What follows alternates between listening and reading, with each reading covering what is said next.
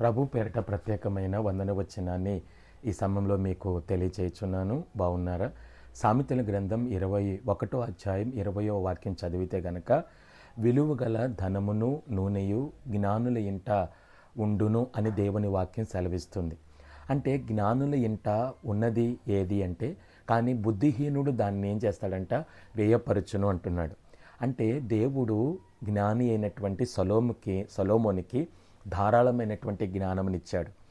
ఆ జ్ఞానము సొలొమోను ద్వారా మనకి కూడా ఏమైందంటే సంప్రాప్తమైంది, అంటే సంక్రమించింది. మరి ఈరోజు దేవుని బిడ్డగా జీవిస్తున్న నీవు జ్ఞానం కలిగి నడుచుకున్నట్లయితే నీ హృదయమైన ఇంటిలో ఉండవలసిన ఇవేవి? విలువ గల ధనమును నూనెయు జ్ఞానుల ఇంట ఉండునన్నట్టుగా నీ ఇంట విలువైనటువంటి ధనం అనే దేవుని మాటలు, పరిశుద్ధాత్మ అనేటువంటి నూనె నీ ఇంట్లో ఉన్నట్లయితే నీవు జ్ఞానుడుగా జీవించగలుగుతావు. ఆమేన్.